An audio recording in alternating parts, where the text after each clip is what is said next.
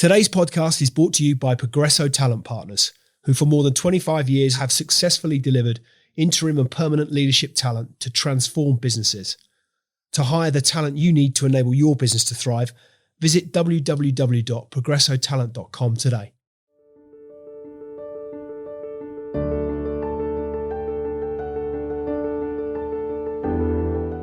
Nic Newman is the lead author of the Reuters Institute Digital Report and a senior research associate at Oxford University.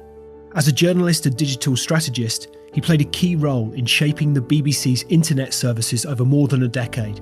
He was a founding member of the BBC News website, leading international coverage as world editor from 1997 to 2001. As head of product development for BBC News, he helped introduce innovations such as blogs, podcasting and on-demand video. He most recently led digital teams developing websites, mobile and interactive TV applications for news, sport, weather and local, and has been instrumental in the development of social media strategies and guidelines for the wider BBC. So what's the story behind the story? Without further ado, let's get into it.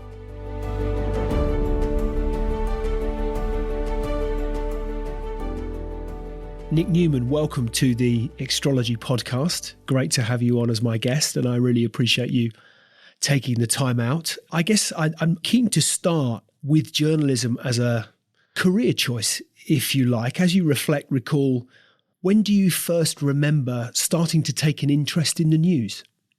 I'm not sure I was interested in the news particularly. I was much more interested in the medium. I was interested in I wanted to be on the radio in any fashion, really. But originally it was about music, and I just loved listening to music. I loved radios themselves.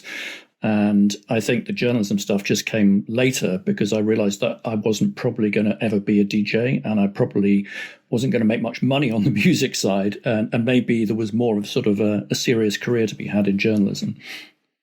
And do you remember, with respect to that music reference that you make, do you remember who? Was there a moment at which that first record that you bought, or the first time you sort of tuned into something and thought, actually, this is something that really resonates for me?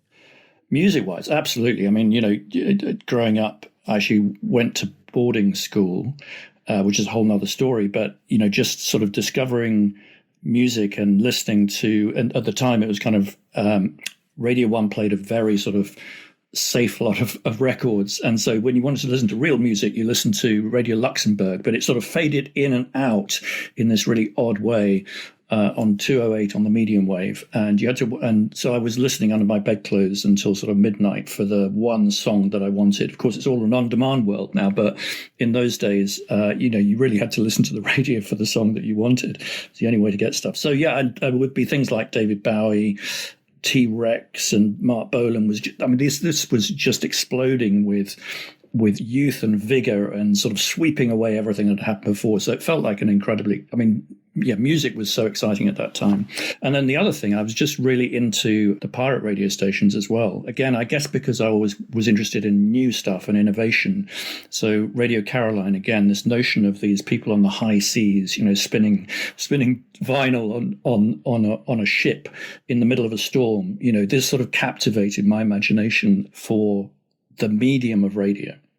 And had you mentioned the, not quite put words into your mouth, but if you like, the tech behind it, were you one of those sort of, we hear stories of kind of early radio hack, taking radios apart and rebuilding them or building your own and all that sort of stuff. Was it that kind of technical interest that you had, or was it more of a natural curiosity around how does this sound transmit across the airwaves to arrive under my covers at boarding school? Yeah, no, I was definitely interested in the technology as well. And there was, I think I must have been about 10, and I found this old valve radio in the attic of a friend's house, and I determined, and it wasn't working, I determined to get it working again. So I sort of screwed in a few wires and, had a soldering iron and put it back together. And it started working, and suddenly, that excitement when the valves warm up and the light comes on, and sort of words on the dial like Prague and Tashkent, and you twiddle the dial, and suddenly these voices from a different culture came in. It was just, electrifyingly exciting. And then sort of later on, I built little pirate transmitters from kits in Exchange and Mart. I mean, they were pretty simple to put together with soldering irons. So I've always been interested in how the signal gets to you as well, and not just the DJs or the music that plays on the radio. And was that something that, it's that whole sort of nature-nurture debate, had that influence stem from somewhere in the family? Did you have sort of, relatives or parents who were particularly technically minded, anything of that sort of nature? Or it's just a natural curiosity that you found had developed from within? I simply don't know where it came from. I mean, my family, the expectations in the family were that you either went into business in some way, or accountancy or something like that, or you had to be a sports star of some kind. So in my family, my grandfather played for England. My uncle played, this is hockey, and they also played tennis. My great aunt won Wimbledon in the 1920s. So you were expected to be either brilliant at sport or brilliant at business. And I was kind of none of those things.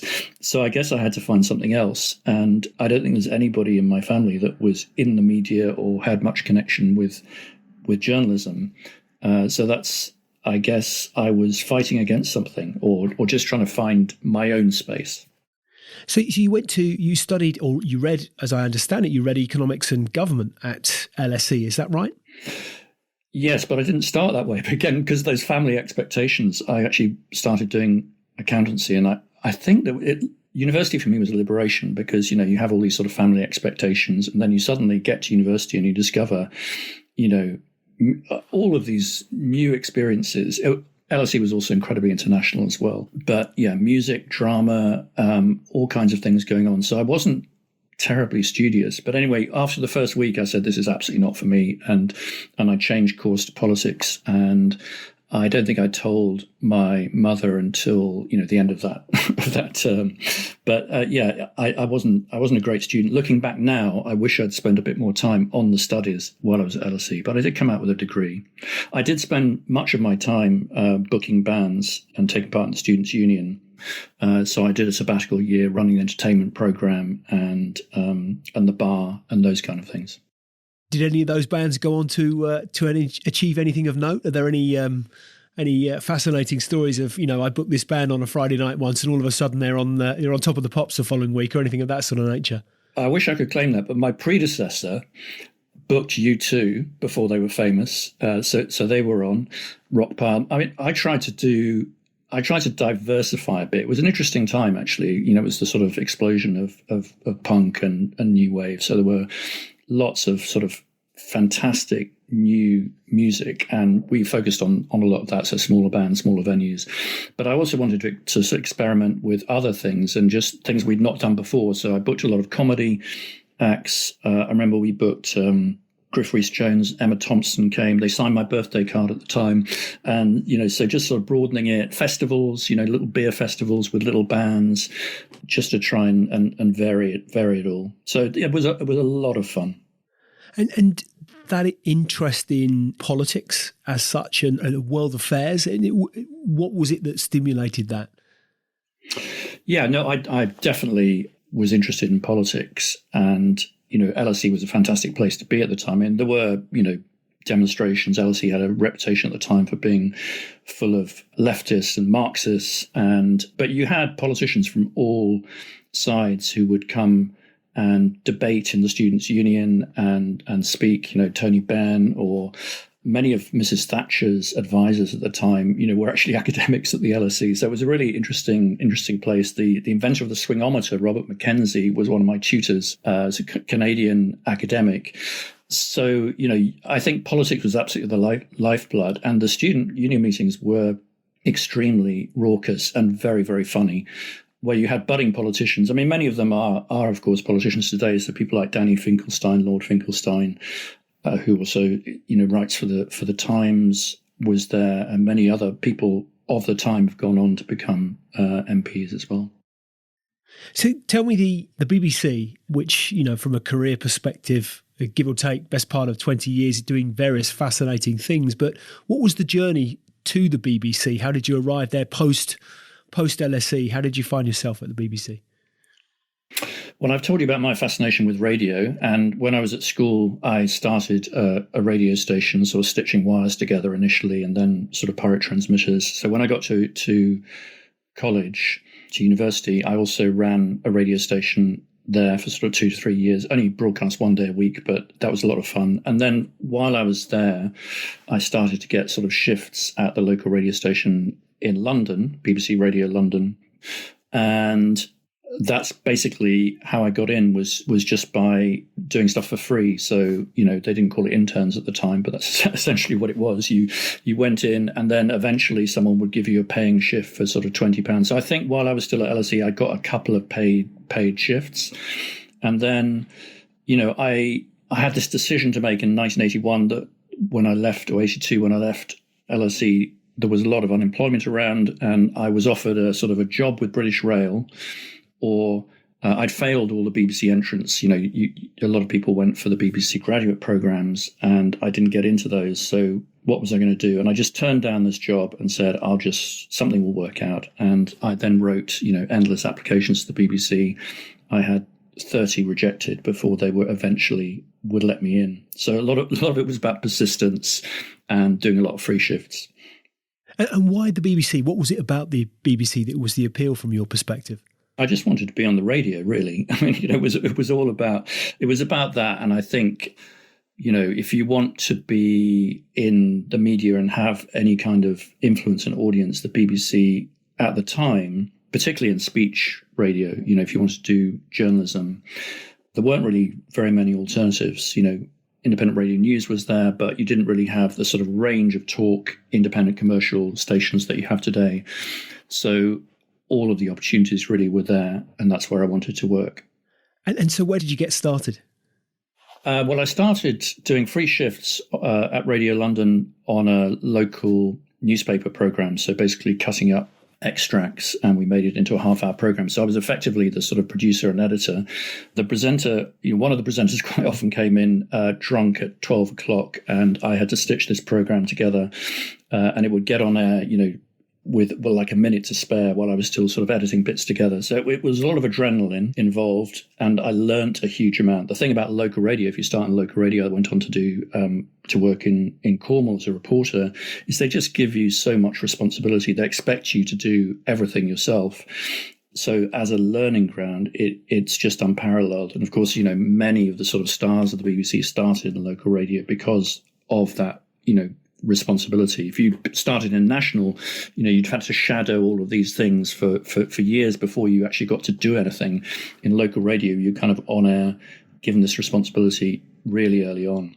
So how did the career evolve within the BBC in those early years? Well, I mean, to start with, because I didn't have a job, I was essentially freelancing for different people. I did shifts. I was a sports presenter on Radio London, so I would get up at 5 o'clock in the morning. That was a lot of fun. And you would do, a couple of 2.5-minute sports bulletins at 7:25 and 8:25.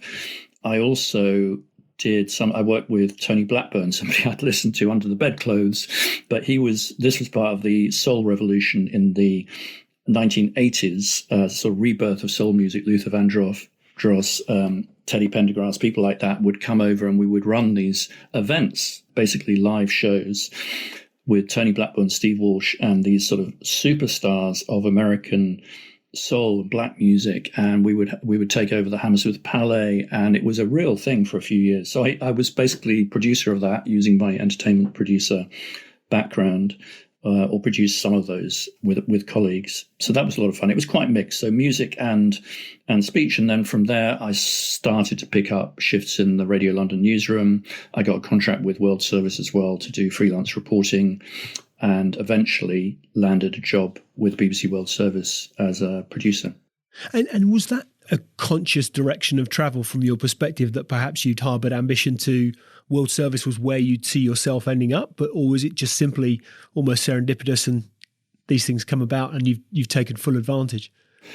Well, I applied for all kinds of things. I applied for sports, applied for local radio jobs, and the World Service. I guess maybe it goes back to that sort of experience with Tashkent and Hilversum on the dial. I was always fascinated by not just domestic politics by international politics. And interestingly, when I kind of started in 86, it was one of the most boring times for international news. Virtually nothing was happening. We're in the midst of the Cold War.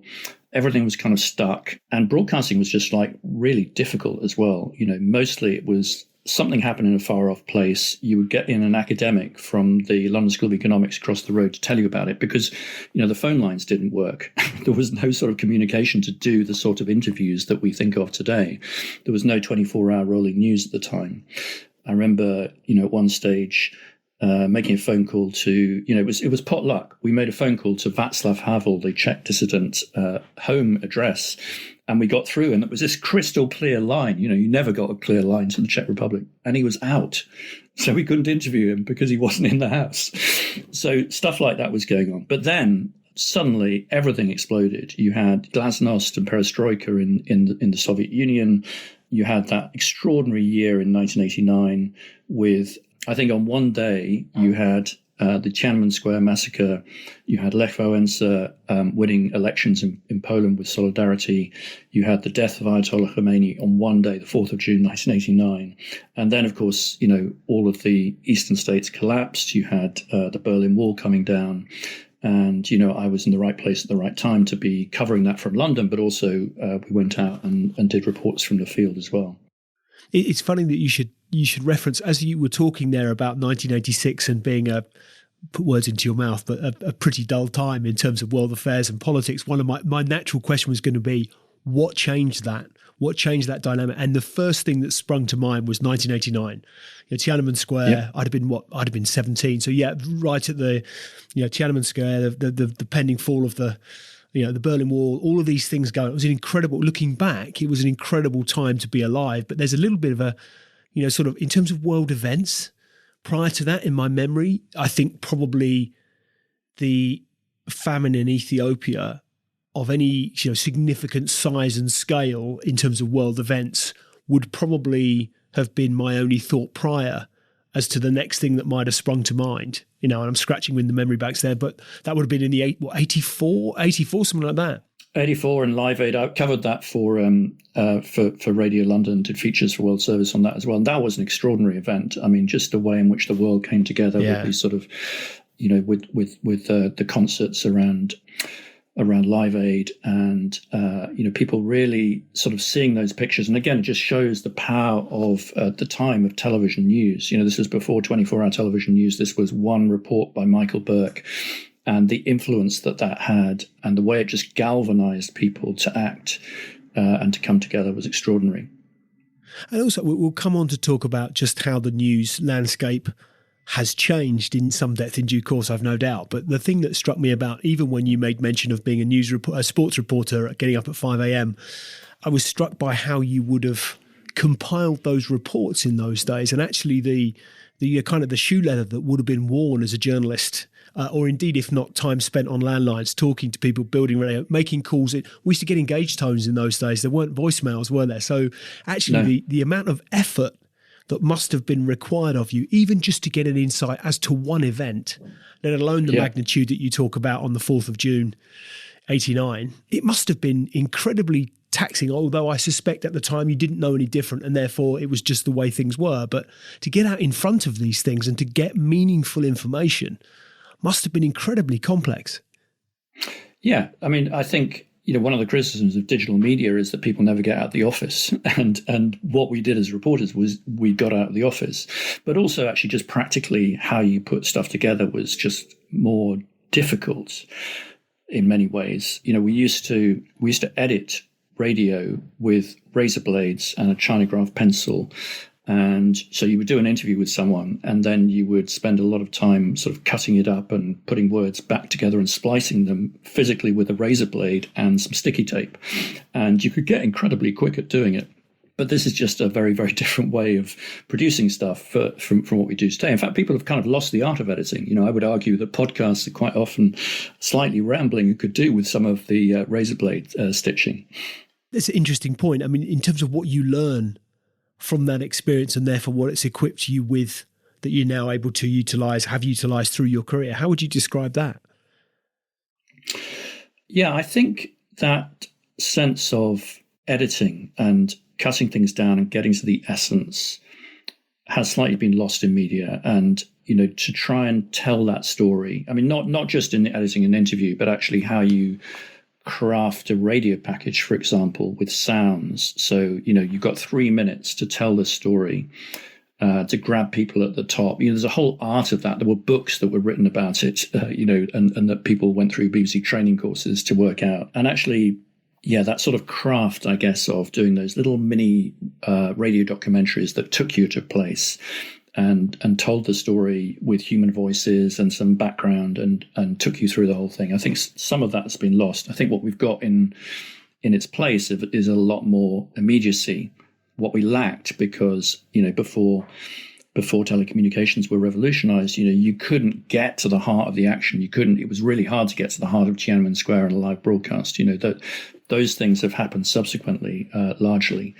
And so the news is kind of more exciting, but at the same time, sometimes you don't get as much understanding. So at what point did you start to see the landscape shift? At what point, was there one particular moment? Was it a sort of eureka moment that you recall where you think, do you know what, the landscape in terms of A, how we acquire the knowledge as journalists, and B, therefore, how we deliver that message to the audience? Was there a point at which you thought, this is really shifting, this is really, there's something significant going on here? I think, there is a couple of things. The first thing is what happened with television, and that was really sort of new satellite technology allowed for different type of coverage, and that was really around the first Gulf War in 1991, and CNN's reputation as a 24-hour news station was really made during that period, and it got all these record audiences. But it definitely opened the way. The BBC at the time also did a live radio station, which was nicknamed internally Scud FM, and before that you wouldn't do live broadcasting. It was just too scary because you couldn't keep on air because the telecommunications weren't good enough. And so now that opened the way for 24-hour television, 24-hour radio, 5 Live, and all the rest of it. So I think that's how radio and television changed. And we had BBC World Television. I was kind of involved in that in the early stages in about 1992. And then the second eureka moment for me was a bit later, and that was around the internet. And that for me came around 1995, something like that. Interesting, because I recall the first Gulf War. I remember watching it on TV, watching that CNN report, and from I think, wasn't there a reporter in a hotel room, and it was Peter Scud, yeah. Is that who it was? And Scud missiles flying through the night sky. Oh, that was the John Simpson one, I think. Yeah, the Scud missile going. Yeah, just right. Famous. Famously, and I remember it quite vividly now. I was at university at the time. I remember watching it on a small, very small TV set. But you would suggest that, as you recall, about 95, you start. So I often think that in work terms, when did I start to see the digital landscape start to impact the workplace from my perspective? And it would have been probably 96, 97-ish would sort of feel like things all of a sudden started to take a bit of a different turn. But from your experience, I guess, in the media space, you'd have been at the forefront of seeing just what an impact the internet and the explosion of the internet was likely to have on the media landscape. Right. I mean, I as I've sort of described, I've always been very interested in the sort of how things work as well, and the technology behind things. And so in 1995, I proposed, Al Gore was talking about the information superhighway, I think from as early as 91. And I did a 6-part series called World Service Guide to the Information Superhighway, which was all about, the different potential of the internet and what it was going to be. And some of these programs are still available on BBC Sounds. But I went to, the US internet cafes. I saw a trial of what we now know as sort of Netflix, somebody sitting in their home with a giant sort of server and fiber optic cables to all the world's entertainment in Florida. They were doing that trial in 1995. We heard from sort of Singapore and India, where they also had, internet in 1995 of some type, and put together these programs. And I just came back from that saying, this is absolutely the future. So we put out the documentaries, but I was kind of arguing for why we needed a BBC News website. And it took another 2 years, and I wasn't, the person driving it, but I was certainly agitating and saying, this is the future. Were there a lot of naysayers and cynics, and that naturally, because of the arguably I mean, would we have even been able to comprehend the level of what is undeniably a seismic shift, but that when you're living through it, it's not always easy to see. Were there those that were kind of clinging on to the brave old guard, brave old world? It will always work this way. It'll always stay this way, kind of. And particularly, I think, with institutions such as the BBC, which from a British perspective, arguably is an institution. Was there that sort of sense of, we want to hold on to what we've got rather than accepting that there's a brave new world? Absolutely. Yeah. I mean, huge resistance in the BBC. But I think what was different and why it was successful at the BBC was because it sort of came from the top. If you remember, the BBC was led by John Birt, who was a bit of a geek, to be honest. And he flew off to the US. He'd read a report about the internet and how exciting it was going to be in about 1995. And he went off and spent 3 days in the garden with Bill Gates talking about technology and came back as an absolute zealot. And this thing was going to launch. It still took him another couple of years for it to happen. And at one stage, it was going to be commercial because they couldn't work out how to fund it and all the rest of it. And in the end, he just said, no, it's going to be public service and it's going to launch. And so it launched in 1997. So a lot of that is down to his vision because, many people in the BBC, had no interest, from television or radio, they had no interest in this other medium. In fact, there was a lot of hostility in the early days. Which I guess as well is consistent with Sir Tim Berners-Lee's original view and still to this day sustained view of what he believes the internet should represent, and that is in effect a public utility, almost a human right that we should all have web access. So it sounds from what you're saying is that initially, although to your point, commercial, but John Birt's view was this should be for the greater good. People should have access to information more freely. I guess then therefore funding it becomes a bigger debate. Yeah, I think he got a lot of criticism. A lot of people didn't like John Birt, but I think what he did have was that long-term vision, possibly because he took time out to go and talk to others and to really look what was happening in the US. And, he could see that the BBC's future wasn't really about television or radio. It was built on that mission to educate, inform, entertain. And that was going to be expressed and always has been. The BBC has always adapted. It started with the radio and then the television service was the interloper and now it was the internet. And I think what was really good about it is he basically said, here's 30 people, let's put them in the loft and we're not going to let the culture of the BBC smother this. So it was basically like a startup. We had virtually nobody from the BBC. I mean, I was one of the very few people who were BBC staff. We brought people in from outside. Nobody at the BBC wanted to work in this new internet division because nobody was going to be using it. And I think that sense of the startup, and we put up our drawbridge and didn't really allow other people to see what we were doing either, was the reason it was successful. We developed our own culture within the BBC. And by the time they realized that we were being successful, they couldn't stop it.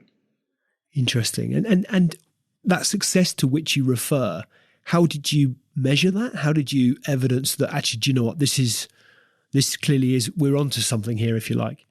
Yeah, I mean, what was marvelous about it, it was incredibly exciting because you were inventing the future every day, basically in terms of the new formats and the new ways you could tell stories. So that was really exciting. At the time, I think in 1997, there were about 10% of the UK population was on the internet.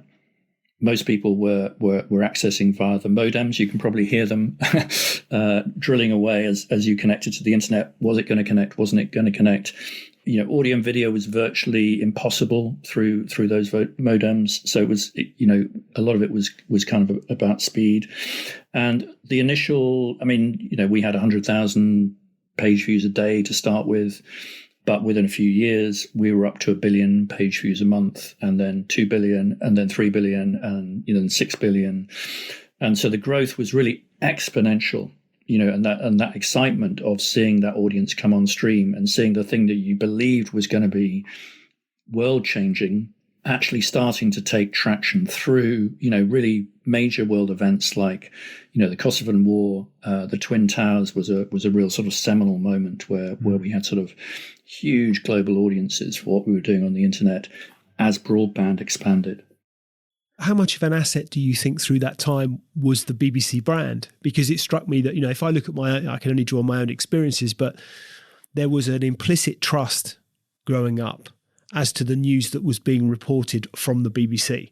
It was kind of like, if it's on the BBC News, therefore, and we'll come on to so much of the changes that have and the phrases that get thrown around these days, but nonetheless, growing up, the BBC was an institution, and it was a trusted institution, as I recall. How much of an asset, therefore, did that become? In terms of getting that reach that you refer to, people naturally think, news, BBC, they've got a website, that's where I'm going to head, particularly in light of what were hugely impactful, world-changing, seismic events. Obviously, absolutely huge advantage to have that brand. I mean, the BBC was not the first. We should remember that. Actually, the Telegraph was called the Electronic Telegraph. The Guardian was there before the BBC. The CNN had been there for ages. But just the brand, that was a huge thing. I mean, trust is an enormous thing around news. But I think we still could have blown it, I think, by basically trying to put our radio and television culture and output on the internet. I think the trick was to understand that it was about the brand. Yes, it was about the quality of journalism, but it was also about the way we packaged it. It was about recognizing that what people wanted on the internet was to be able to access it at their convenience. It was about every time you went there, it had to be up to date. We had a slogan, updated every minute of every day, which really helped forge the reputation of what we were. But I think the second thing was reliability. At the time, most internet sites fell over at the time people needed them most, because you had this sort of surge of people coming in for the big story. And in fact, even by 2001, Twin Towers, our site fell over under the weight of all these people, wanting to get the news. And I think after that moment, we just said, this is never, ever going to happen again. We are going to be not just fast on the news, but we're going to be reliable, and we're going to be the quickest site on the internet. And we made design decisions about that, which I think has forged the BBC's reputation. So I think that's key about the internet. It's not just about the content, it's about the package, it's about the delivery, it's about the speed. And at what point did you start to see evidence that how we were consuming news was starting to shift? You mentioned around, kind of 100,000 to 1 billion through the 90s, that these kind of world events that was shifting. I suspect, therefore, people were starting to get real-time immediacy of news reporting rather than, having, again, I can only go on my own experiences, but grown up and, the news I consumed was either kind of 9 o'clock news, 6 o'clock news, maybe it might have been 10 o'clock news on ITV. The morning newspaper was delivered, I used to do a paper round like we all did when I was a kid. That was where I'd get my first news of the day, was kind of as I arrived at the paper shop to pack the bag and think, I would always turn to the back page and think who signed for who or what the score was last night. But that would how we get, whereas now, now we take all that sort of immediacy of news flow for granted. But was there a moment at which you thought, this is really shifting? People are now, the expectation from the wider public is that an event will be immediate, a broader understanding, maybe not the depth, but the broad understanding of what's occurring. There's an expectation, there's an immediacy of response. Yeah, I mean, I think it's kind of different phases really, but you had the first stage was just sort of people accessing it, and then that very, very fast growth, people on broadband, and then accessing it regularly, and then these sort of big events through the mid-2000s, the Kosovan War, the elections always, elections really, really suited online, because you came in and you could really find your own constituency as well. So each time we had an election, sporting events actually were huge. And, later I went and ran the technology side for BBC Sport as well as BBC News. And they often really allowed you to do a lot of the innovations as well. So I think sport was one of the real leaders that brought that wider group of people who weren't just interested in news to the BBC's internet services. And was there a pivotal moment in terms of changing the dynamic through which we consumed? I mean, I'm thinking that, for example, the launch of the first iPhone, which would have been 2004, I think, something like that. 2007. Yeah, was it 7? Goodness me, I'm I'm a little bit ahead of the curve. But I wonder if, again, we go from being quite desk-based, receiving or consuming news through fixed, through a fixed location, a fixed device, whether that originally have been the television or the radio. All of a sudden it moves from the desktop to a laptop, but we're starting slowly but surely to see that transition of news condensed down to handheld devices from the mid-noughties. Was there a sort of seminal moment where you thought, hey, this is, again, we're seeing another shift, because it strikes me that the journey is getting ever more condensed. The acceleration in technology, is it Moore's law? I think that is relevant to processing power. You're starting to see that acceleration of device and therefore consumption shifting ever more dramatically through your tenure with the BBC and then subsequently post the BBC. Right. Yeah. I mean, I think it was very much fixed. It was very much, usage was in the office. And so it complemented television. So you went into the office and the curves were always, your biggest peaks were at lunchtime because people were in the office. And then sort of towards the end of that decade, that really started to switch. And that's really because of the mobile phone. It's because of the iPhone, which was, when I first saw it, it just sort of blew my mind. I said, this is the future, And at the time, everyone just thought you're completely mad because, almost all of the usage was from desktop computers. But now, the data we have from the Reuters Institute, where I currently work, is, the majority of news consumption is now done through mobile phones and through devices that look very like the iPhone. And not just in text, but also in video and audio and podcasts and all the rest of it. So that transition, I mean, really, that's been the last decade. The last decade's been around social and mobile. And it's the second disruption, really. Those two in combination have changed news, but they've also changed society. They've changed the way in which we get entertainment, the way we buy things, that mobile and social revolution. But the first 10 years was something slightly different. It was much more about distributing stuff and doing, basically just using the internet as a distribution mechanism rather than as this sort of social ecosystem. And in terms of how the development of the mobile device has changed the way that news is first and foremost, how things become news, I guess, first and foremost. I think I'm right in saying, was it the plane that landed on the Hudson?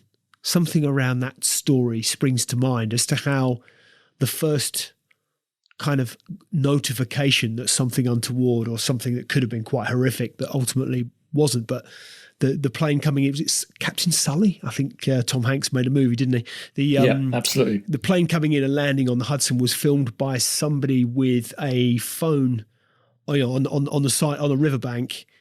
Yep, and then posted it on Twitter. And then, we used to think that journalists, that was their job, to capture the first image of something, to be on the scene. And from around 2005, I suppose the tsunami in Thailand, the other sort of classic was the London bombings in 2005, where essentially pictures from underground, videos actually taken by people who were on those trains, those underground trains, led the evening news bulletin for the first time. So that was really the first time, and the tsunami as well, where user-generated content, as we used to call it at the time, essentially was the witness, was the lead of television news bulletins, almost reversing the flow of journalism.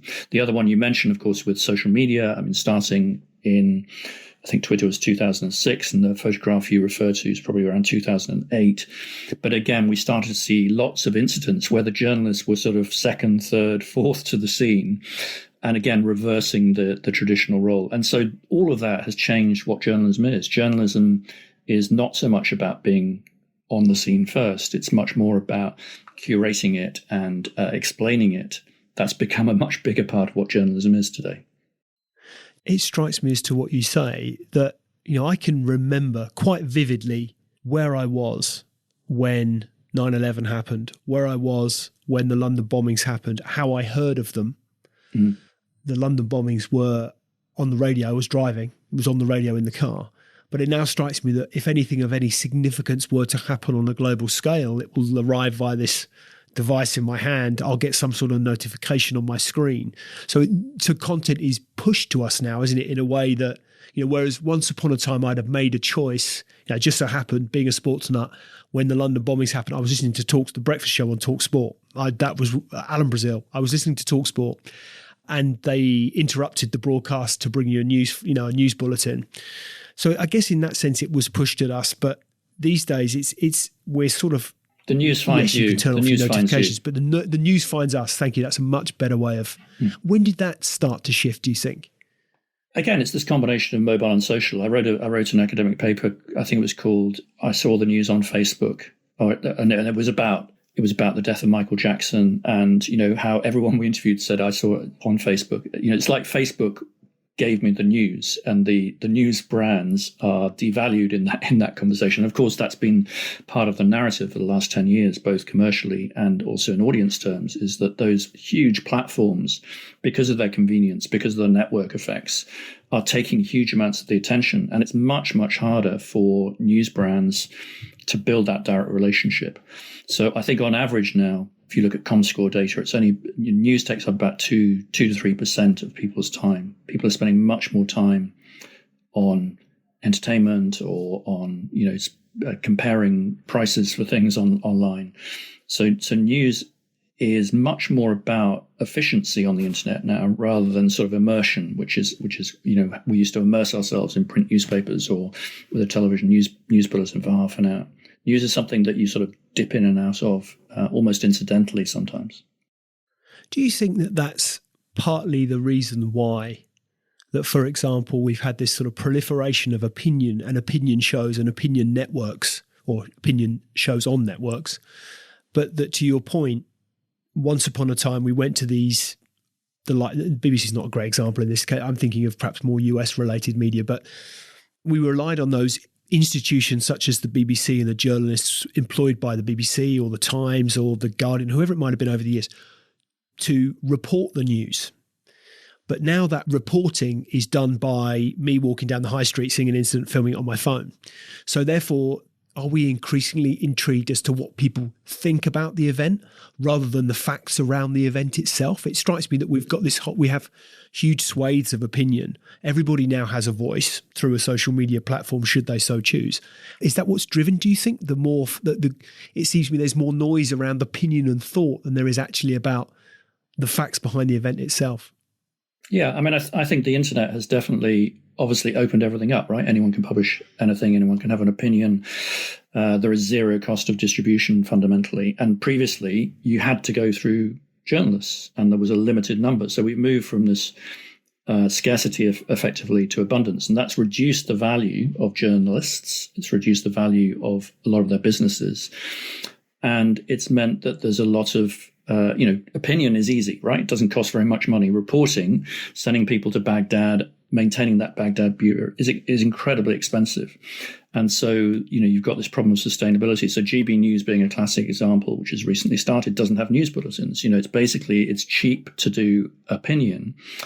And, the critics would argue that what that's doing is it's sort of pushing us apart, because people are drawn to, through television like that or through social media where anger and strong opinions really sort of get virally retweeted or shared more often.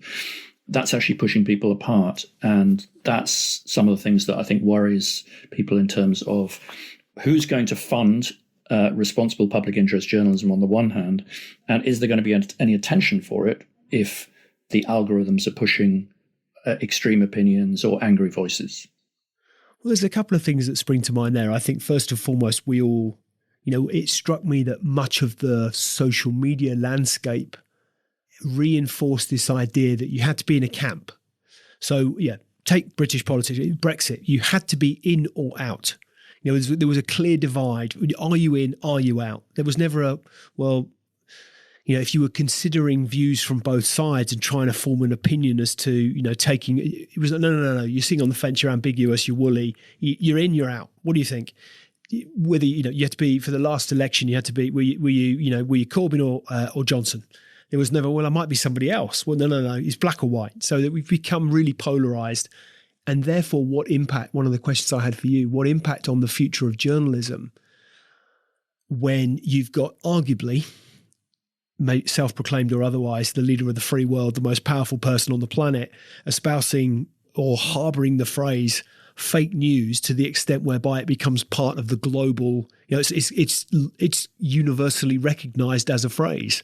That also therefore has a significant impact, I suspect, on the appetite to even consider funding public service broadcasting and journalism. So how much of an impact does someone like Trump standing on behind a pedestal, uttering fake news at everything that doesn't agree with what he agrees with or conflicts with his opinion? What sort of impact does that have? Yeah, I mean, it's very hard to know whether, this is about politicians and, events that then shape and push societies apart, or what's the media effect here? It's very hard to distinguish those things sometimes. But also, the US is, I mean, certainly from the research we've done at the Reuters Institute, the US is an extreme case. And it's partly driven by sort of the media environment. It's partly precedes social media. I mean, essentially what you have is you have television networks that aren't under any obligation to be impartial, as they are in most European countries. And so you've got essentially them representing different parts of the political spectrum. And that's been going on for decades. Fox News on the one hand, MSNBC on the other. And that's television, as we've mentioned before in this podcast, is really still an incredibly powerful medium. And then on top of that, you have social media, which, it's very hard to do nuance in Twitter, right? In a few hundred characters. And, most of the world's really difficult issues right now, whether it's, climate change or COVID, there is no certainty here, right? There's a lot of complexity and a lot of understanding that's required. There's never been more understanding, the impact of artificial intelligence on the world. These are not things you can summarize in a short tweet. So I think that's the problem really, is this, how do you balance the benefits of social media, which have been huge in terms of connection, opening up new perspectives and voices, with how do you inform people, particularly about sort of these very complicated issues, rather than pushing people apart? How do you bring people together? How do you explain complex stories? So what are the developments in technology and the digital landscape that really excite you right now, or that might at least give you a sense that some of these really big, meaty issues could start to be addressed? Well, I think we've seen a real change in the last year. I mean, COVID has been, really ghastly at a human level, but it's also, I think, going to have some positive effects in making people think differently about what needs to be done going forward. So, I think the media, first of all, in our data at the Reuters Institute, we just published a major report on this year. We do one every year. This is on, the impact of COVID effectively. And what we see is an increase in trust broadly in the media. We've seen increased usage of media, people recognizing the value of journalism as opposed to just things that are published on the internet and opinions. So we've seen a kind of real switch back to that. We've seen more people paying for digital news directly. So again, that helps with some of the sustainability issues. And we've also seen the platform showing a lot more responsibility. So taking down content that is, something they should have done years ago, really, that is unreliable or false information, but also promoting much more within the platform reliable information from trusted journalism sources. So I'm kind of a bit hopeful that we've started to see some of the seeds. People talk about us being in this sort of age of information disorder, and we've started to see the impact on societies in terms of pushing us apart, and I think we don't necessarily want to go there. So we need to think about ways in which we can embrace what's happening digitally, but also make sure that we're informed correctly and we see those alternative perspectives and we respect each other. And I think how the media and social media and platforms work together on this is going to be critical. What do you think it is that's increase that trust to which you refer? I mean, to be honest, it's partly just people's experience that they have found during this crisis that the media has told them, answered their questions. I mean, quite often journalists used to be very arrogant and say, we know what's happening and we're going to tell you about it. This crisis has almost been reversed. Well, I've got this question. Can you answer it? You'll have noticed, Q&As, you'll have noticed fantastic data visualizations. So it's almost thinking about journalism as a service rather than just telling you what I found out. Of course, both are important, but in this particular story, it's been about that. So I think that's one of the big changes. Interesting. In terms of the Reuters Institute, so tell us about the sort of work that you're involved in. It must be fascinating to be really understanding or at least diving into a depth of understanding as to how the world is consuming, thinking, behaving around some of these really critical issues. Tell us a bit about the work you do there. Well, I left the BBC about 10 years ago, and I wanted to do something and I was really passionate about this sort of move towards audience-led development and really providing evidence that helped people make the right decisions. And I looked at, what Pew Research doing in the US, which is just fantastic. And we had absolutely nothing like that in Europe that could actually tell you how fast, where people were consuming mobile phones, which social networks they were using for news, how they were consuming. So I really wanted to do more on that. So working with the Reuters Institute over the last 10 years, we've sort of built up the world's biggest annual report based on a huge survey. And then we do additional focus groups on top of that. So we started with 5 countries. We're now covering half the world's population. And I think, what we try to do is bridge academia and journalism and provide annual insights, baselines of evidence, which says, should you take TikTok seriously now? Who's actually using it? Who's using it in different countries? Are they using it for news? And try and put, real evidence, usable, actionable insights, essentially, is what we're trying to provide. And do you therefore have any predictions as to how you see the media landscape shaping up over the next 5 years? Any significant changes that you think? I mean, you mentioned TikTok there are.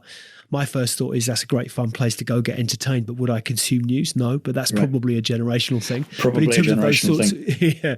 So in terms of those sorts of advances, predictions that, if you gaze into the crystal ball, what might you see happening?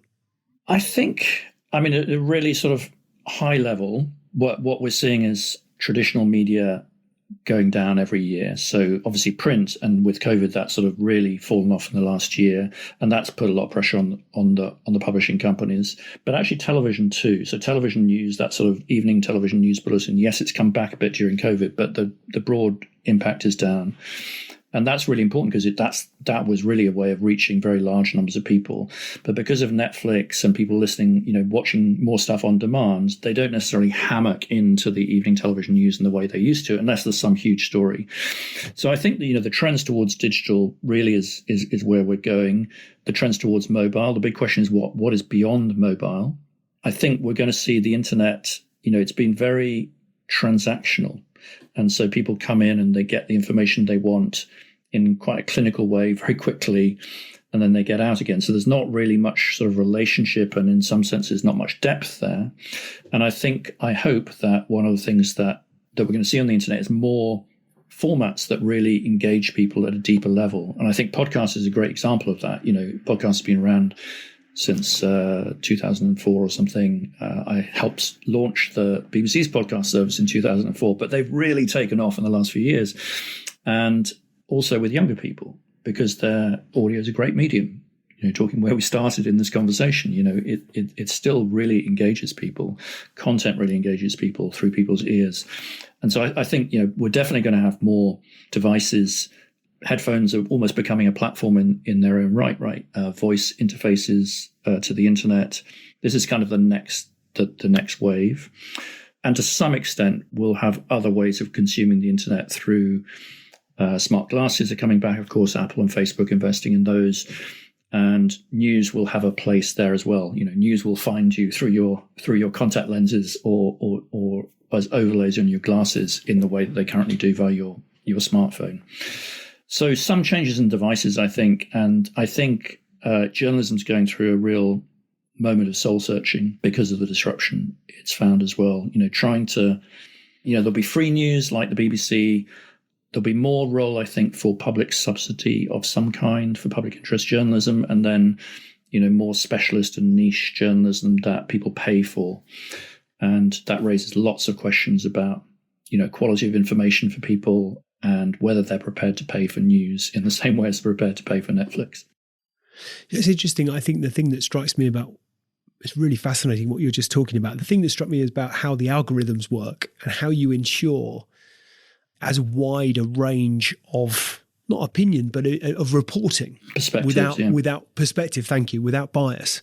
It strikes me that, for example, it's a daft example. First thing that springs to mind, if I type into one of the search engines, who is Nigel Farage, there might be an assumption that just because I'm interested to understand what his background might be, is this person means he's got, a certain political leaning, therefore has got certain political views, so therefore will push more information and the searches and the results that come up. You go deeper into the hole, yeah. And you go down that rabbit hole and you end up, further and further and further to the right or to the left or whichever route down which you decide to go. And, I try and, I'm no paragon of virtue, you wouldn't believe me if I said I was, but I'll try and get, if I'm going to go to the US, for example, I will watch Fox News and I will watch MSNBC because I want to try and, so if I go to either end of the spectrum, what are those perspectives, and that hopefully I'll come to somewhere in the middle and make a reasonably informed, okay, right, left, that's where it is. That's kind of the general overview.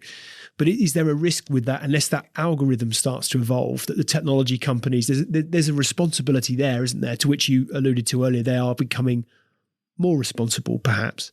But there's a responsibility there around how technology works and the impact that that has on how we acquire and consume information. The problem is that those algorithms really are not, we're not designed for news, right? They were designed for other things, that you like this, we'll give you more of this, for selling things. So I think, but they're not the only algorithms that we see in the digital world, right? I mean, something like Spotify's Discover algorithm is built in a completely different way. It's about trying to expand your choices and help you learn about new music. Point. And I think, the BBC and others are talking about, public service algorithms. There are lots of sort of recommendation options here. And I think the real question is about, transparency and giving people more control, because currently people don't have control of those algorithms. And the other thing I would say to your point about going down rabbit holes and what we want is that most people that we talk to, and this is the encouraging thing in our research this year, do say that they, even when pressed, that they want to hear a range of perspectives. So there is a group of people on the far left and the far right who don't, but they're actually quite small. The vast majority of people want to be exposed and hear different views. And I think that kind of research is critical, because it's critical for the platforms to hear, but it's also critical for publishers to hear, because it should give them confidence that that's part of their role, is to bring different opinions in, bring the news, absolutely, but also people want to have their opinion shaped as well, and they want to hear what people think, and that they want that range of opinions.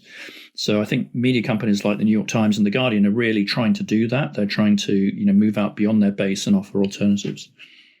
I think that's a really interesting point, that, ultimately the digital world is not, the 7 billion of us, however many they are now, is not the whole, the entirety of the world view. So to your point, I think it strikes me that oftentimes an extreme opinion, right or left or central, whatever it may be, but an extreme opinion nonetheless grabs a headline. So we get pushed to the margins because that's where the noise gets made. Totally. I mean, Twitter is not representative, right? But that's what the opinion formers you'd and go on there and think, and the journalists listen. So the problem is that those extreme views, for all the reasons you say, are getting more attention than what I often call the silent majority in the middle. And that's why, research like we're doing at the Reuters Institute hopefully is helpful, because it's a reminder. You would think the BBC, for example, is hated by everyone because from what you read in the press or on social media, but actually it's the most trusted news organization, and this vast group of people who think it's doing a pretty good job. Yeah, I know, I agree. I think there's a real risk that we start to believe the hype, and that actually left or right, as we say, those extreme polarized opinions are the ones that are driving the narrative, when actually there are huge swathes of people in the middle who are genuinely interested in hearing all sides of the story and then forming their own opinions. So in terms of this, I'd imagine it's all consuming, the thought processes and the research that you're engaged in, the thought processes through which you're wrestling with these really complex challenges and directions of travel for the world. But so how do you unwind? How do you get away from it? Or what do you do to unwind and relax? Do you unwind and relax, or do you find what you do naturally very interesting, and that in itself is where the relaxation is found? No, and I think, Lee, the whole sort of COVID crisis and working from home, just I'm sure other people on the podcast have talked about the same thing, just makes it so much harder, doesn't it, to sort of get away from it. If you're trying to keeping across all the changes that are happening in the digital world, it's a full-time job in itself, let alone sort of writing and providing insights on top of that.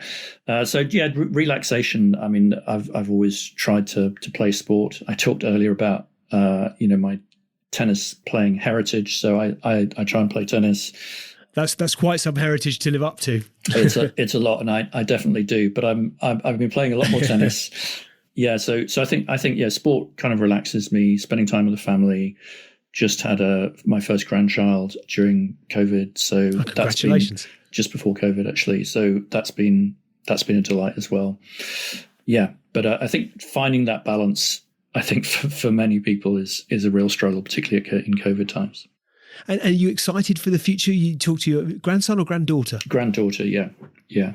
Granddaughter, are you excited for her, for the future for her? It's, these technology, the advances in technology are phenomenal. I think particularly around some of the things that this wasn't the purpose of this conversation today, but things like medical technology, the advances that we're making, there's some incredible things going on.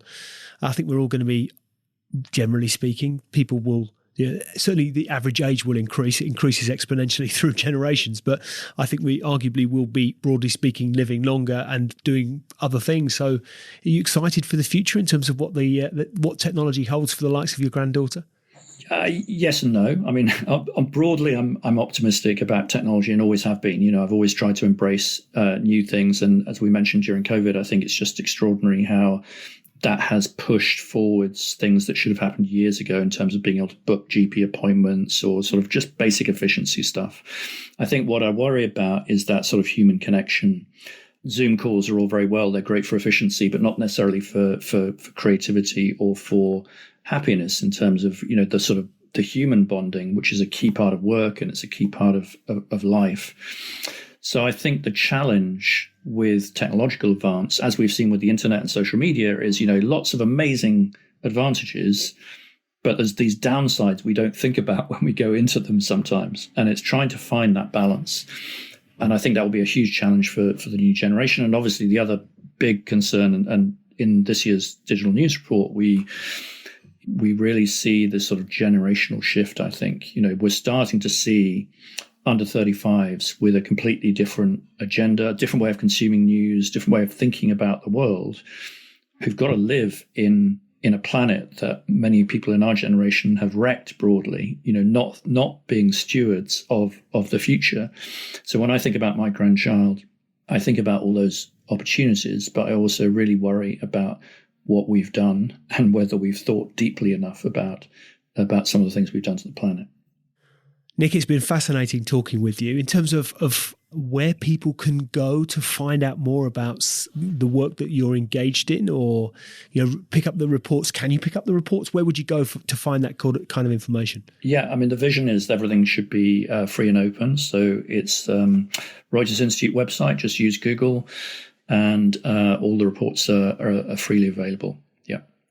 Fantastic. Well, look, I really appreciate your time and indeed your insight, which has been fascinating this afternoon. I think we could have gone into hours I had so many questions, but really appreciate the opportunity to speak with you. Thanks for taking the time out. I wish you well with all the research that you continue to undertake, and I look forward to, certainly from my own perspective, reading more and hearing more about the work that you're involved in. And fingers crossed that all of these, I guess the wonderful thing about technology, if used in the right way, it affords us, many wonderful opportunities to fix some of these big problems, and there's some very smart people out there looking to address them. So I think I'm eternally optimistic. We're in for a bright future. Yeah, it's an optimistic end to a really good conversation. Thanks, Lee. Fantastic. Thanks, Nic. Great to meet you. All the best. Cheers.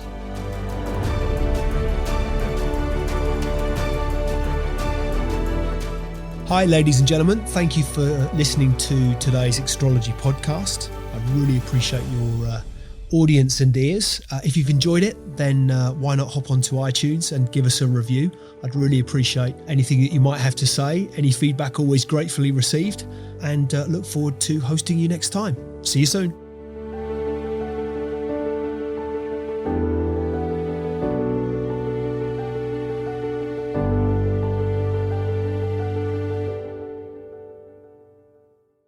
Just a reminder, today's podcast is brought to you by Progresso Talent Partners.